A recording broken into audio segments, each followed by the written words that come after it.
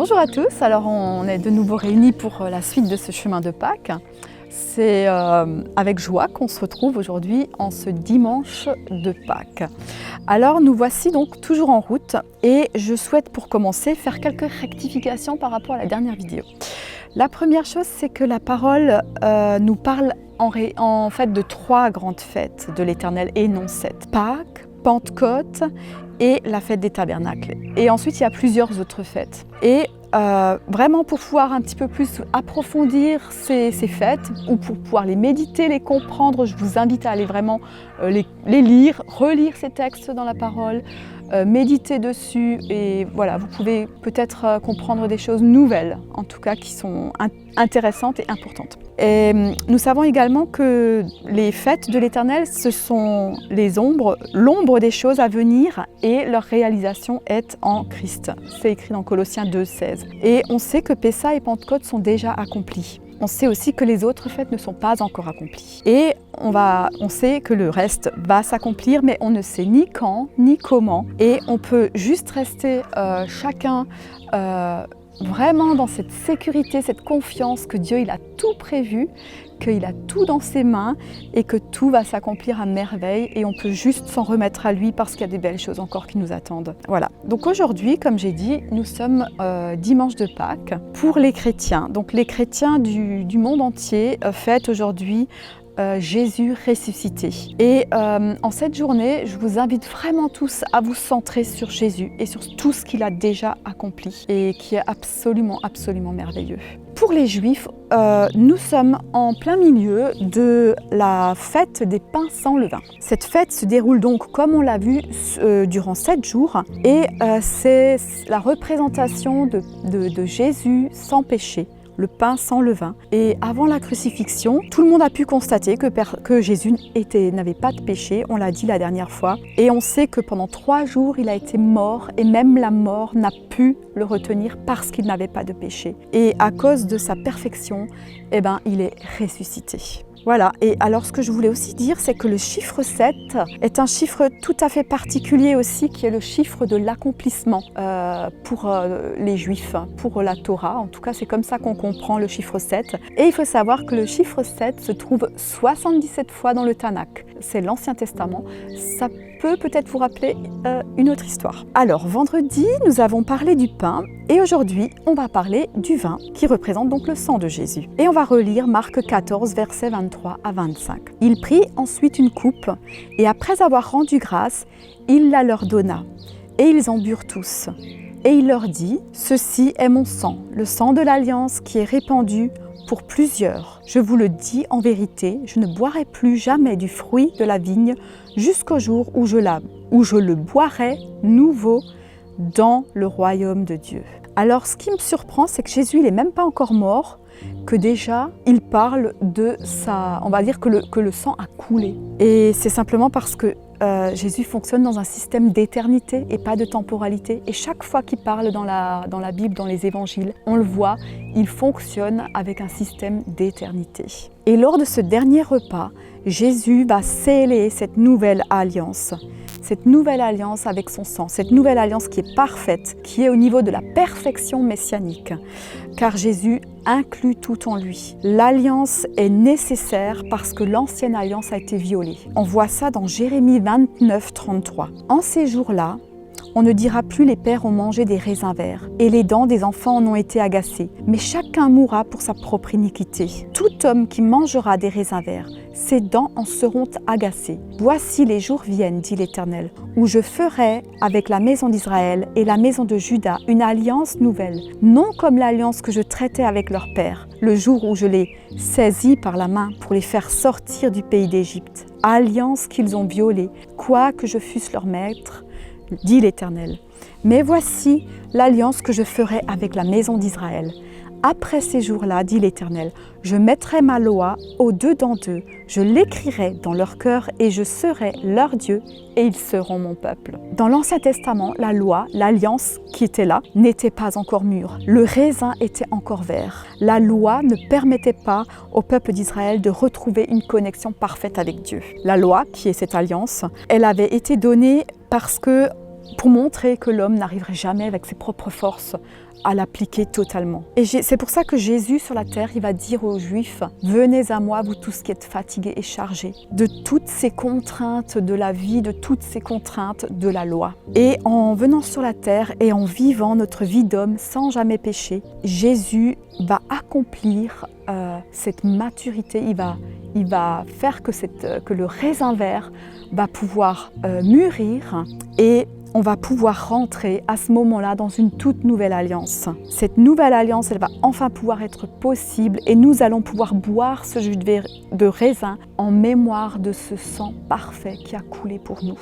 En prenant ce vin, on rentre dans cette alliance nouvelle. La loi a été accomplie par Jésus, nous sommes en Jésus et la loi peut maintenant s'accomplir en nous par le Saint-Esprit. Il est dit dans l'Ancien Testament que l'âme est dans le sang et le sang est dans le corps. D'où les notions de pain et de vin pour représenter le corps et le sang de Jésus. Alors je vous invite vraiment à approfondir toute cette méditation qui est vraiment, on peut encore aller beaucoup plus loin sur cette méditation de cette nouvelle alliance et vous pouvez lire les textes dans Hébreux 8, 9, 10. Paul en parle vraiment avec beaucoup de profondeur. Et dans ces textes d'ailleurs, nous lisons aussi que Jésus est en même temps l'agneau qui a versé ce sang pour nos péchés et il est en même temps le souverain sacrificateur qui va apporter ce sang pour nous dans les cieux. Et voici maintenant comment on peut voir son ministère de souverain sacrificateur selon Melchisédek, mais ça c'est encore toute une autre étude. Jésus il a été arrêté, donc il s'est retrouvé devant le souverain sacrificateur, Caïphe. Et voici ce qui se passe dans Marc 14, 61 à 63. Le souverain sacrificateur l'interrogea de nouveau et il lui dit « Es-tu le Christ, le Fils du Dieu béni ?» Jésus répondit « Je le suis, et vous verrez le Fils de l'homme assis à la droite de la puissance de Dieu et venant sur les nuées du ciel. » Alors le souverain sacrificateur déchira ses vêtements et dit « Qu'avons-nous encore besoin de témoins ?» Or, le souverain sacrificateur, à ce moment-là, il a déchiré ses vêtements. Et l'acte de déchirer ses vêtements, c'était quelque chose qui voulait dire que son ministère s'arrête.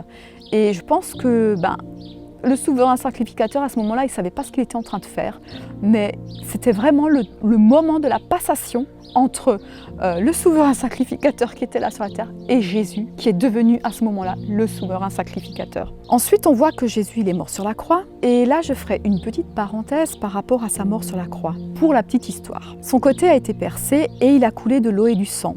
L'eau et le sang qui est sorti de Jésus, on dit que c'est la naissance de l'Église par le sang qui couvre tous ceux qui viennent à Jésus et par le baptême, l'eau qui purifie et qui, on va dire, représente tout le chemin que Jésus il a fait par rapport à sa mort et à sa résurrection, cette participation à sa mort et à sa résurrection. Aussi, l'épouse est donc sortie du corps de Christ.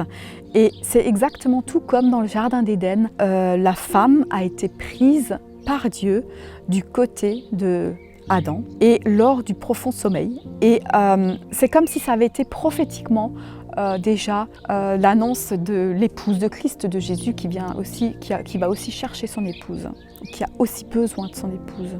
Il est dit par ailleurs que Jésus n'est pas mort de ses blessures. On lit que Pilate était très étonné de voir qu'il était déjà mort. Et un jour, un cardiologue évangéliste nous a raconté qu'il existe une maladie du cœur qu'on appelle la maladie du cœur brisé.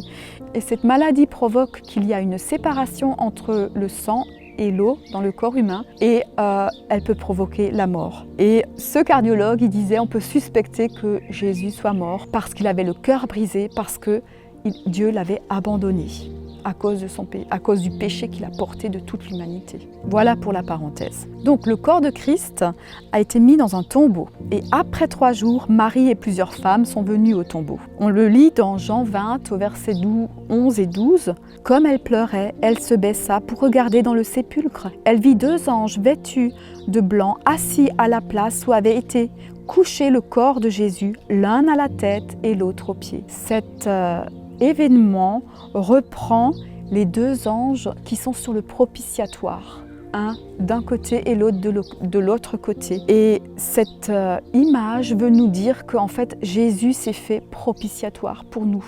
Ça veut dire qu'il a été propice, ça veut dire qu'il a été le siège de la miséricorde pour nous. Dans Jean 20, au verset 17, nous lisons « Jésus lui dit, ne me touche pas, car je ne suis pas encore monté vers mon Père, mais va trouver mes frères et dis-leur que je monte vers mon Père et votre Père, vers mon Dieu et votre Dieu. » Et tout comme le souverain sacrificateur de l'Ancien Testament, une fois qu'il était purifié, il n'y a plus personne qui pouvait le toucher. De la même façon, Jésus a dit à ce moment-là à Marie, ne me touche pas, parce qu'il allait monter vers le Père, ça veut dire qu'il allait rentrer dans le Saint des Saints qui se trouve dans les lieux célestes, parce qu'il faut vraiment comprendre que tout ce qui se trouve dans les cieux a été fait en copie sur la terre, par le tabernacle, le temple, c'est une copie de ce qui existe dans les cieux. Et donc Jésus a dû monter au ciel pour apporter ou pour déposer ce sang qui a coulé, exactement comme le souverain sacrificateur faisait l'aspersion